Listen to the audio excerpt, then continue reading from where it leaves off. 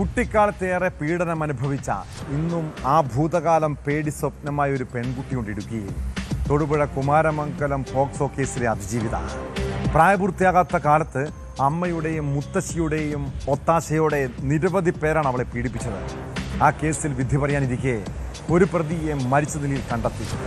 ഏറെ കോളിളക്കം സൃഷ്ടിച്ച കേസിലെ രണ്ടാം പ്രതിയായ കോട്ടയം രാമപുരം സ്വദേശി തങ്കച്ചനാണ് മരിച്ചത്. ആത്മഹത്യ എന്നാണ് പോലീസിന്റെ പ്രാഥമിക നിഗമനം. മൃതദേഹത്തിന് സമീപത്ത് നിന്ന് കണ്ടെത്തിയ കുറിപ്പിൽ പോലീസിനും കോടതിക്കും പ്രോസിക്യൂഷനുമെതിരെ പരാമർശങ്ങളുണ്ടെന്നാണ് സൂചന.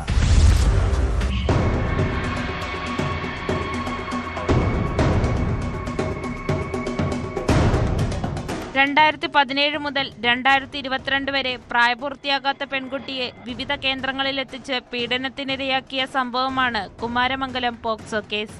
കൂട്ടബലാത്സംഗം ഉൾപ്പെടെ 28 കേസുകളിലായി ആകെ 25 പ്രതികളാണുള്ളത്.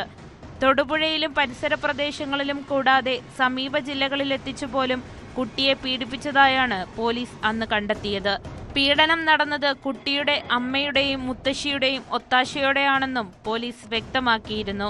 കുമാരമംഗലം സ്വദേശി ബേബി എന്ന മംഗലത്ത് രഘുവാണ് കേസിലെ മുഖ്യപ്രതി. 28 കേസുകളിലെ ഒരു കേസിൽ രണ്ടാം പ്രതിയായിരുന്നു കോട്ടയം രാമപുരം കുറിഞ്ഞി സ്വദേശിയായ തങ്കച്ചൻ. കുളമാവിലെ റിസോർട്ടിലും കേസിലെ ഒന്നാം പ്രതിയും ഇടനിലക്കാരനുമായ ബേബിയുടെ വീട്ടിലും വെച്ച് കുട്ടിയെ ബലാത്സംഗം ചെയ്തു എന്നാണ് തങ്കച്ചനെതിരെയുള്ള കുറ്റം. തങ്കച്ചൻ പ്രതിയായ കേസിൽ കോടതി വിധി പറയാനിരിക്കെയാണ് മരണം.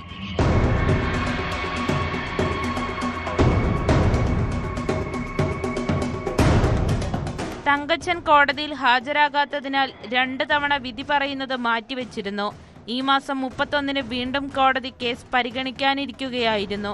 മൃതദേഹത്തിന് സമീപത്തു നിന്നും തങ്കച്ചൻ്റേതെന്ന് കരുതുന്ന കുറിപ്പ് കണ്ടെത്തിയിട്ടുണ്ട്. ഇതിൽ തന്റെ മരണത്തിന് കാരണം കുമാരമംഗലം കേസാണെന്ന് വ്യക്തമാക്കുന്നുണ്ട്. ഉന്നതരെ രക്ഷിക്കാൻ താൻ ഉൾപ്പെടെയുള്ളവരെ പോലീസ് കേസിൽപ്പെടുത്തിയെന്നും ആരോപണമുണ്ട്. പ്രതിഭാഗത്തിന്റെ വാദങ്ങൾ കോടതി മുഖവിലക്കെടുക്കുന്നില്ലെന്നും കുറിപ്പിൽ പറയുന്നു. വീടിന് സമീപം മരിച്ച നിലയിലാണ് തങ്കച്ചനെ കണ്ടെത്തിയത്. ആത്മഹത്യയാണെന്നാണ് പ്രാഥമിക നിഗമനം. പോസ്റ്റ്മോർട്ടം റിപ്പോർട്ടിലെ മരണകാരണം വ്യക്തമാകൂ എന്ന് പോലീസ് പറഞ്ഞു.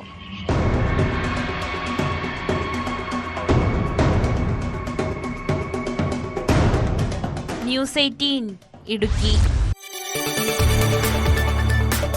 കൂടുതൽ വാർത്തകൾക്ക് news 18 Keralam YouTube channel subscribe ചെയ്യുക.